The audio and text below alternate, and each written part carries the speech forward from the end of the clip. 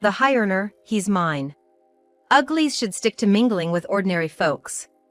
Clutching onto Ryan, Emily declared this with a triumphant look on her face. Ryan, too, seemed somewhat pleased by this. Emily, you always say the funniest things, I said, immediately bursting into laughter, holding my stomach. Emily looked puzzled. What's the matter? Upset because I stole him? Well, snagging a director is quite a catch, isn't it? Poor you, how pathetic. Emily had been smug until then, but my next words made her face stiffen. I'm the director, you know? I am Samantha Adams. This year, I turned 55. My family consists of my elderly mother and my younger sister, Emily. Emily, my sister, has quite a troublesome personality. That's because she finds joy in harassing me. Since middle school, Emily started to see me as an enemy. The reason was that we were often compared in terms of our test scores. Emily, who did poorly in her grades, was often scolded by our parents. Because of this, Emily started to resent me. Emily would ostentatiously date the guys I liked. As a result, I could never have a boyfriend. Emily had a signature phrase. Oops, I did it again. I stole another guy you liked. Sorry, sis? She would always say this with a triumphant smile on her face. The guy I liked in middle school was someone I was quite serious about. So, when Emily took him away, I was so frustrated that I cried all night. I wish I could have done something, but I couldn't compete with the cute and cunning Emily. So, I had no choice but to cry myself to sleep. After such incidents repeated several times, I gradually gave up on the situation. Even if I liked someone, Emily would just steal him away. I thought it was better to focus on my studies rather than fall for someone. I had a dream of becoming a doctor. I wanted to help others with medical care, like I was once helped during a hospital stay. I wanted to make someone smile through medical care. That became my goal. So, I worked even harder on my studies. Emily would mock me, nerd, throwing away your youth. Well, with your looks, it's not like guys are lining up for you, she would laugh scornfully. I used that frustration as fuel to dive even deeper into my studies. While Emily was out playing with guys, I became more absorbed in my studies. Studying was incredibly rewarding. The more I worked, the better my grades got. Eventually, I attended a women's medical college. I achieved my dream of becoming a doctor. Emily went to a community college and became a preschool teacher, but she quit soon after. I left home when I went off to college. The reason I left was to avoid Emily. As a result, I only went back home for the holidays, like Thanksgiving and Christmas. Since then, I've been working at the hospital for over 20 years. It's been a continuous struggle. Starting as a medical intern, the world of doctors was still very much a man's world. My male colleagues seemed to be favored by the department heads and directors. It appeared that women were expected to quit after getting married, so I felt the training I received wasn't as intensive as my male peers. But I couldn't afford to lose. So, I devoted myself to work without getting involved in any romantic relationships with men. As a result, I began to be recognized by my peers and have reached my current position. Just when I thought I might remain single, I started dating Ryan. Ryan was a colleague from my cohort, but we hadn't had much interaction before. I was in surgery, and he was in internal medicine. We only really met at gatherings of colleagues. So, initially, I never imagined it would lead to romance. The reason I ended up dating Ryan was purely by chance. We ran into each other at a restaurant we both happened to visit on our day off. We shared a table and got to talking. Conversations with Ryan were enjoyable. Being doctors, we had a lot in common and never ran out of things to talk about. I knew Ryan was divorced, apparently because his ex-wife had cheated on him. Well, that couldn't be helped. I found myself wanting to spend more and more time with the enjoyable Ryan. He felt the same and asked me out. I was thrilled and immediately said yes. We went on many dates, trying to match our busy schedules for meals together. It was hectic but fun. Then, about 6 months into our relationship, it happened. "I want you to marry me," Ryan suddenly proposed. I was already over 50 and had given up on marriage. But Ryan's proposal gave me a glimmer of hope. Before I knew it, I was saying, yes, I'd love to Ryan. I called my mom to tell her the news, and we planned to visit home with Ryan to formally introduce him. "I can still find happiness as a woman," I muttered to myself. I was blissfully unaware of what was to come. The day came to introduce Ryan to my family. We headed to my parents' house together. It was the first time I'd been back since New Year's. Feeling a bit odd, I said, "I'm home," and opened the front door. "Welcome back." My aged mother greeted us. My father had passed away 5 years ago from illness, so now only my mother and Emily lived there. Emily had been married but recently got divorced and returned home. So, the chances were high that she'd be there. I prayed she wouldn't be. In the past, Emily had stolen several men I liked. I didn't want Ryan and Emily to meet. But my prayers were in vain as I heard, "Big sis, long time no see." There sat Emily, confidently in the living room. I stood there, dumbfounded, as Emily looked at me with a gleeful smile. "Big sis, you're finally getting married, right? It's great you found someone with such unique taste. I waited here just to see this precious fiancé of yours." After saying that, Emily looked at Ryan. "Nice to meet you. I'm Emily, her sister. We're gonna be family, so let's get along," Emily said, flashing a smile at Ryan. "She's cute." I didn't miss Ryan muttering that under his breath.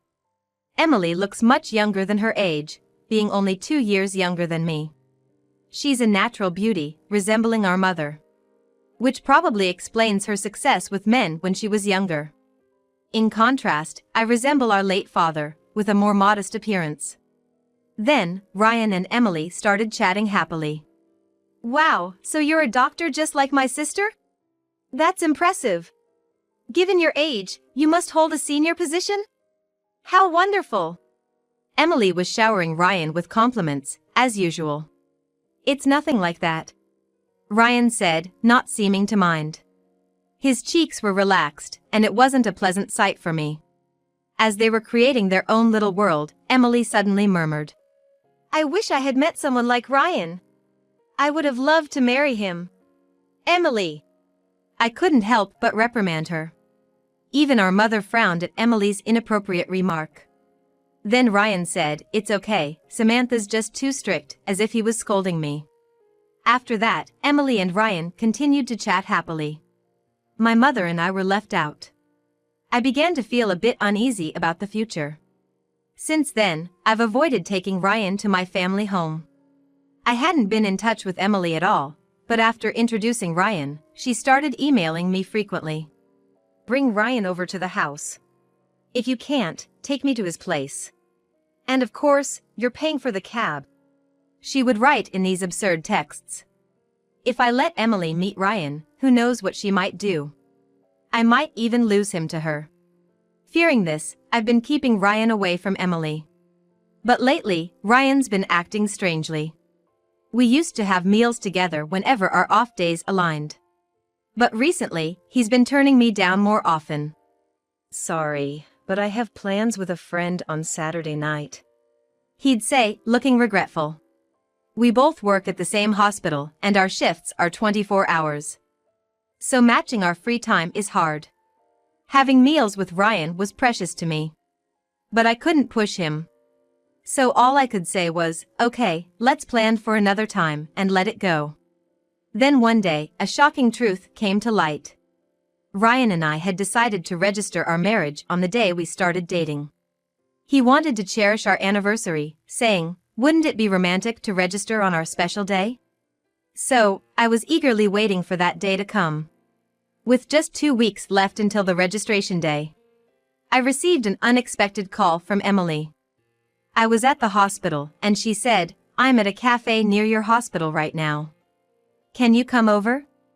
I didn't have any surgeries scheduled that day. And since Emily didn't want to talk over the phone, I reluctantly headed to the cafe she mentioned. When I arrived, a bad feeling washed over me. To my dismay, Emily and Ryan were sitting together, chatting and laughing. Why are Ryan and Emily together? I couldn't help but feel uneasy. When Emily saw me, she yelled, "Big sis, come over here quick," and gestured loudly. Until then, Ryan had been smiling, but he looked somewhat uneasy upon seeing me. "What's this all about?" I asked bluntly as I took a seat, directing my question at Emily. Then, Emily began to speak with apparent joy. "Actually, I married Ryan yesterday. We filed the marriage registration. So now, Ryan's mine. Could you break it off with him, please?" "What? What are you talking about?" I turned to Ryan in disbelief. It made no sense that Emily and Ryan were married, especially since I had been careful to keep them from meeting. My mind was nearly in a panic. Then, Ryan began to explain hesitantly. "Emily came to our hospital and gave me her contact info. We started talking from there."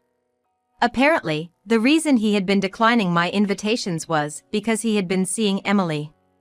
And, it seems, he had gradually fallen for her. "So, that means our engagement is off. But you'll be fine, right, Samantha? You've always been single, you're used to it, aren't you?" Ryan said with a smirk, showing no sign of remorse. It was as if he didn't care about the whole situation, just that his choice of spouse had changed.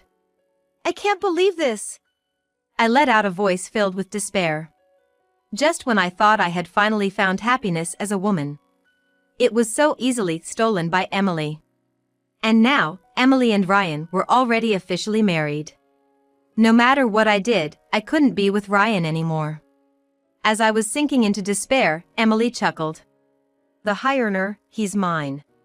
Uglies should stick to mingling with ordinary folks," Emily said, clinging to Ryan with a triumphant look. Ryan, too, seemed not entirely displeased.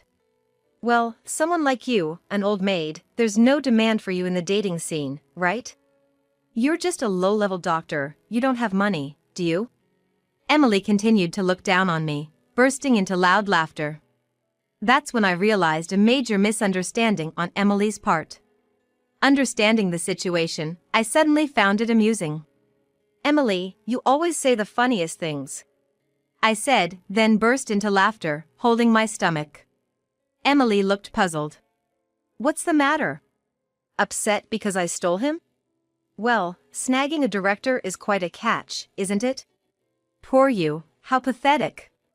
Emily jeered, still convinced she had the upper hand. It was time for a counterattack. I couldn't just stay silent after being ridiculed like this. I grinned slyly. It was time to make Emily and Ryan realize they were heading for a downfall. Emily had been smug until then, but my next words made her face stiffen. "I am the director of the hospital, you know." Emily clearly hadn't expected that. "What? What do you mean? I heard other doctors talking about the director getting married when I first went to the hospital. Wasn't that about Ryan?" Emily asked, now flustered and questioning Ryan. Ryan looked bewildered by Emily's reaction. "No. I'm not the director or anything. I don't remember saying anything like that," Ryan said, looking confused. Emily must have overheard the other doctors and mistakenly thought that Ryan, a man, was the director.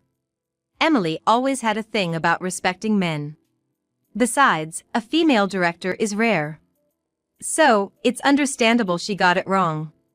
"Then what are you, Ryan? Not a director but a department head? If that's the case, I guess I can forgive you," Emily said, looking at Ryan expectantly. Ryan seemed at a loss for words. Indeed, it would take some courage to reveal his actual position in this situation. As Ryan remained silent, Emily, growing impatient, turned to me and yelled, "You know what Ryan's job is, right? Just tell me already." Emily was as bossy as ever. I couldn't help but think if that was the way to ask for something. Ryan kept glancing at me nervously. We had done something irreversible by getting married. Telling Emily about his job would probably horrify her. But we couldn't go on like this. I was a bit curious to see her shocked expression. So, being the kind person I am, I decided to just tell her. Ryan is part-time. So, he doesn't earn as much as you're expecting, Emily. Emily looked stunned for a moment. Then her face turned pale. What? Why is he part-time when he's your peer? What's going on, Ryan? Her shout echoed throughout the cafe. When Ryan first joined the hospital, he worked full-time like the other doctors. But being a 24-hour hospital, it naturally involved night shifts and a demanding schedule. Ryan, not being very ambitious, probably found the night shifts and the tough schedule too hard. After a while, he negotiated with the hospital to work part-time. So now, he works like he's doing a side job. Of course, being a doctor, he earns more than a regular side job. But compared to full-time doctors, the difference is clear. Being part-time means he gets paid by the hour, and there's no bonus. Plus, more days off means less salary. When I explained this to Emily, she gritted her teeth in frustration. I married him thinking he had a high income. Now my plan is ruined, she said and started crying. Your plan? I asked, feeling a bad premonition.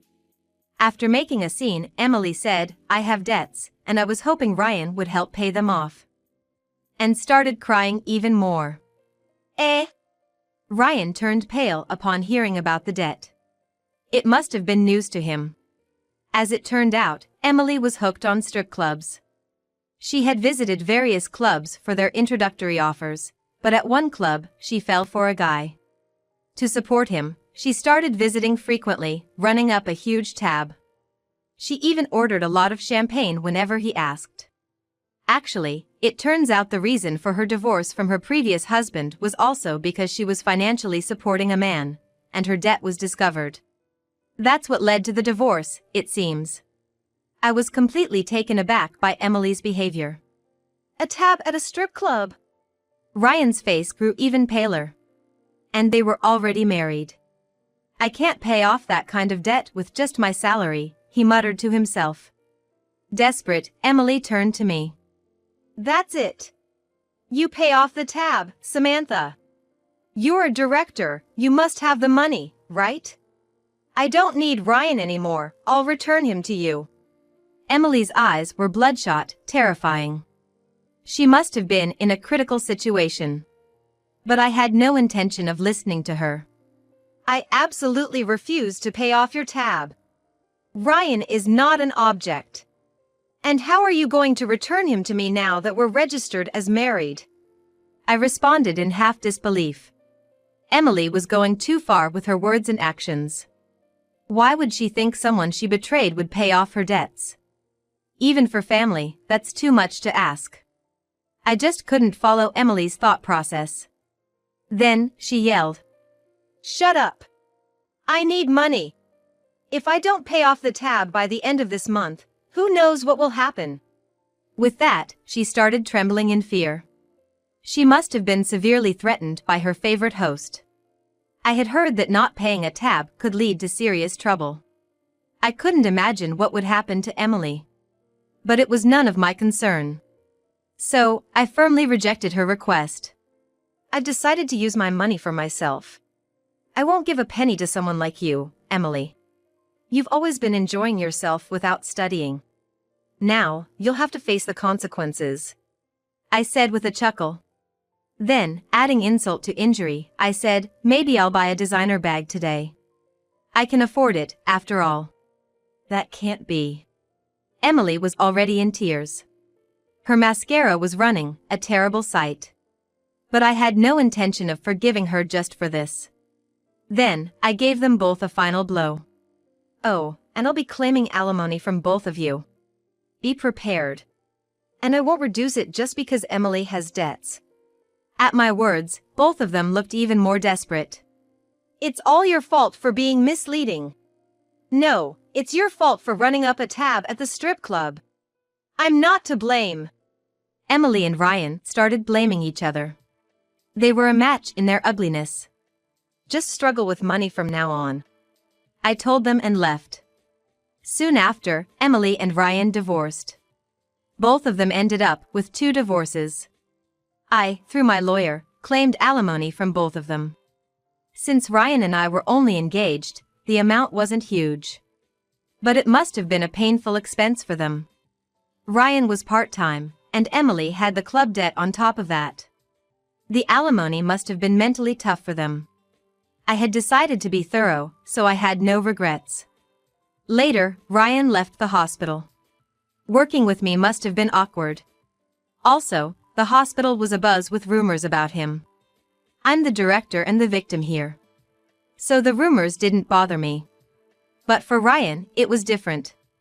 He was the perpetrator and the one deceived by Emily. It must have been uncomfortable for him. Ryan might plan to work at another hospital, but it won't be easy. He's in his 50s, and starting over at a new hospital means working under younger doctors. Our hospital, even as a part-timer, had treated him somewhat preferentially due to his tenure. But it won't be the same at his new job. Ryan will likely struggle at his new hospital. As for Emily, her ending was tragic. She was kicked out of her home by her mother. I reported the whole story to my mother. "What a disaster!" Hearing the story from me, my mother was shocked. Emily had stolen my fiancé from me. It must have seemed unbelievable to her. As a mother, she was furious about Emily's actions this time. Emily was an adult and my mother decided it was time to cut her off. "Get out! Don't ever show your face here again!" That's what my mom said as she disowned Emily. Emily begged her repeatedly. "I don't have any money. If I'm thrown out of here, I'm done for." She clung on, but ultimately, she gave up and left. For Emily, this meant her debts were piling up. The alimony and the club tabs were weighing heavily on her.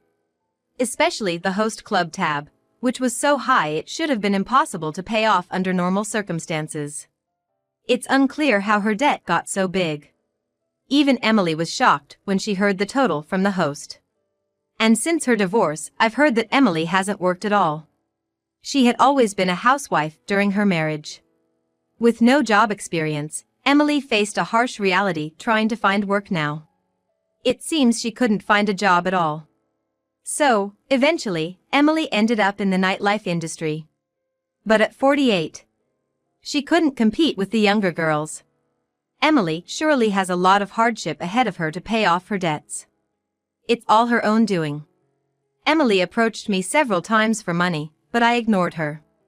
What Emily lost was significant.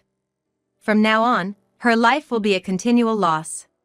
She deserves it, and I have no sympathy. As for me, I'm still running the hospital. The only recent change is that I started keeping a cat. Just when I thought I was finally going to get married, this whole mess happened. Honestly, I'm done with love. So, I decided to find a different kind of happiness. That happiness is with my cat, Mo. A cat won't betray me. Nor will it cheat on me with someone else. After being tossed around by Ryan and Emily, I was pretty drained. Mo has been healing my weary heart. Though a cat, Mo isn't capricious. And always stays by my side. I want to take good care of Mo. "Mo, I bought you a toy you might like today," I said, and Mo happily came closer. These simple everyday moments are incredibly joyful. Having found new happiness, I'm feeling fulfilled. I plan to live the rest of my life supporting each other with Mo. That's what I'm thinking.